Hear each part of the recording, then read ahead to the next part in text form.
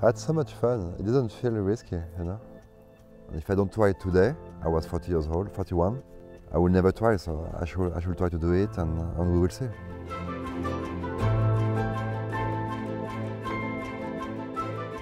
Going into this episode, I was really lost. I didn't know who Guillaume was. I didn't know what Guillaume did. But I almost feel like that's better because it just makes me ask more questions. I quickly learned that Guillaume is kind of guy in Paris, especially when it comes to streetwear and fashion, which I obviously know nothing about. It was a massive learning experience for me. Guillaume does so much. He works events, he works pop-up shops, he works with PSG, he works with pretty much any big musician that's coming into Paris. Guillaume is always on the back end of things though. You'll never see him kind of be the face of an event. However, he's the one making it all happen. David called him the shadow man. I won't try and say what he said in French because I can't speak French. In French, we have an expression about homme de l'ombre. You know, it's we'll translate by shadow man. I could continue going on, but you might as well just watch the episode. So welcome to episode 3 of Pack Heavy Chase Light with Guillaume Salmon.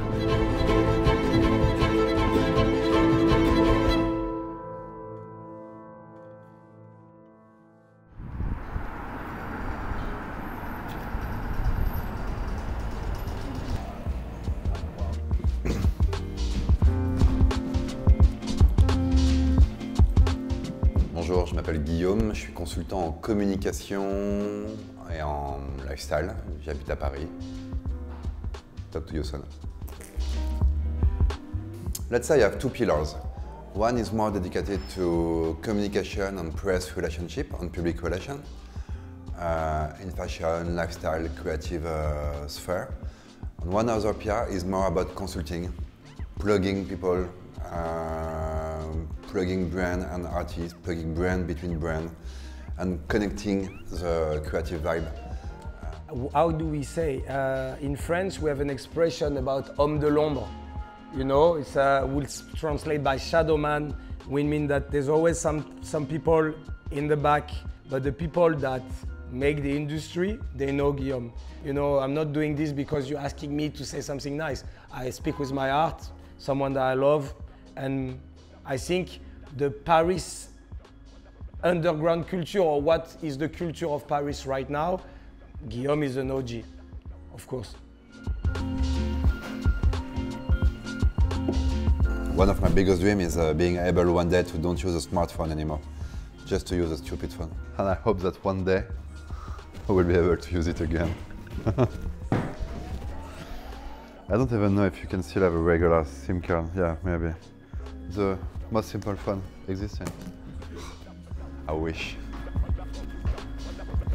I born in Brittany, in the west side of France, but I came to Paris when I was 3 years old with my mom. Then to study French literature at a famous prestigious university called La Sorbonne, which has totally failed at 100%, you know. Then I started to work as a shop assistant at the store Colette, which was totally new actually for me. It was really like discovering a new world. My only school, my university, so we were mixing, you know, high fashion, streetwear, design, beauty, music, art, food, beverage, etc., etc. In French we say bouillon de culture. So bouillon is like a soup, you know, where you're mixing things, but it was cultural matters. I met Guillaume the very first time because he was the legendary PR of Colette, which is maybe one of a national treasure for people in France and also around the world. It was the mecca of everything. Until the store closed in December 17. Are you sure you want to talk about Colette? Because Colette now it's over. You have the new Guillaume, you know? Is that the new Guillaume? Colette, for him, I think, you know, you have to, he moved forward. But to be honest and very clearly, I still do the same shit, you know? He take advantage of what he did at Colette, you know, all the contacts he made, all the good work he did. And now, like, he's more like on the PR side. So we try to collaborate because I think we are on the same, exactly on the same work right now. And sometimes I have no problem to rely on him and say sometimes things that, you know, I do, because I always value his advice. when I started to work at Colette, first I was shop assistant. I was intern also at the same time in an advertising company. I was also working in a bar and I was still trying to do my university. But I heard about someone that Colette was maybe thinking about me, but she was not sure I would be interested by it. So I went to see her and I said, well, I heard that maybe you were considering to thinking about me for the job of PR. And she said, yes, it's true, but I guess you don't know anything about the job. I said, of course not, I don't know anything. So she said, okay, so I take the chance, I give you the opportunity, but just promise me, swear to me that you won't leave me for the next 3 years. And me, I believe in you and I want you to make it nice and to make it in a long time. So of course at the beginning, it was very stressful because I was in an office with a mobile, a classical phone, and then I'm like, oh, fuck, what do I have to do? And then one evening I called Colette like at 9:30 saying, Colette, I need this information. Say, why are you calling me at 9:30? I'm still working. If you still work at 9:30, it's because you have a bad organization. So you should learn how to organize yourself better and to live normally at 7 p.m. Okay. Things, at the end of the day, things has to be simple, especially in this kind of job. I'm not saving life. I'm not doing or making complicated technical engineering, you know. It's pure relationship between humans. So it has to be simple.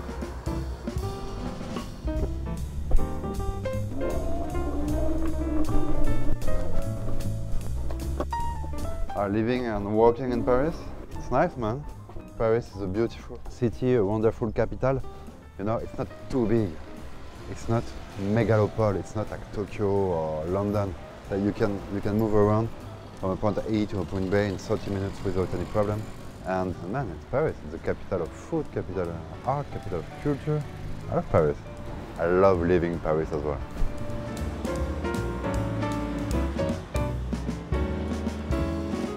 To be honest, it's more the school who grabbed me off than me who grabbed the school, you know.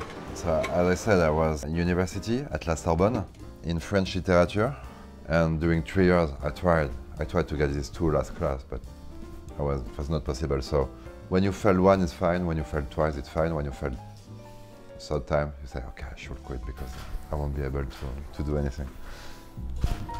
You know, when I had to call my dad, saying, Dad, I failed again, school is not for me anymore, it was difficult. It was not easy at all. But then 2 weeks after, I called him and said, Dad, I found a job. And this job was not a bad job, you know. I was like, what? What are you talking about? Yeah.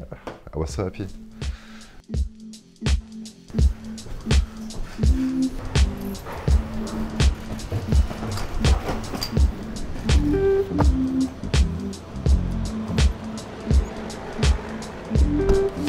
Basically, we are obviously in the countryside at 1 hour 15, 1 hour 30 from Paris. We are still in what we call Le Grand Paris. It's where I go every weekend, you know, just to relax, to escape from the energy, noise.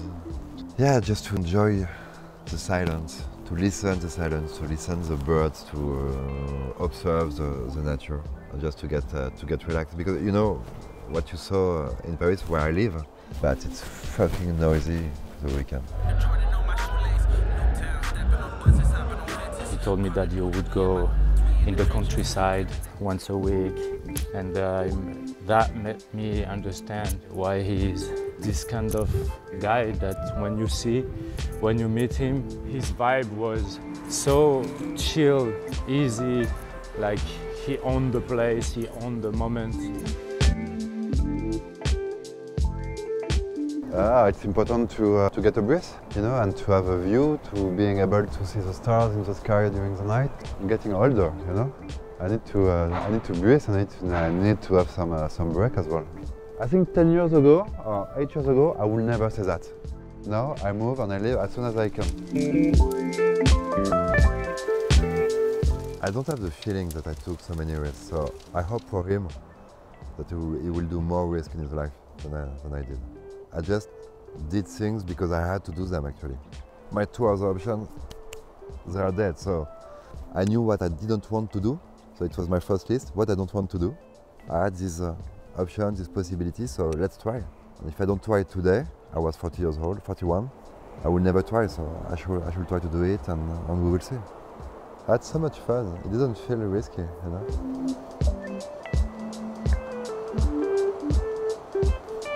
It is what it is.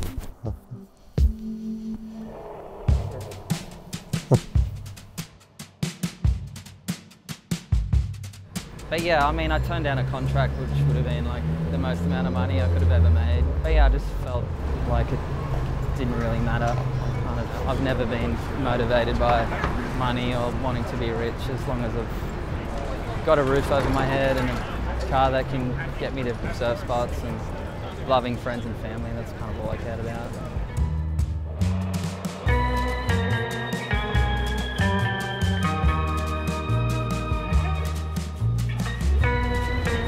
Walk around New York with a fucking camera pointed at me. It's the good life.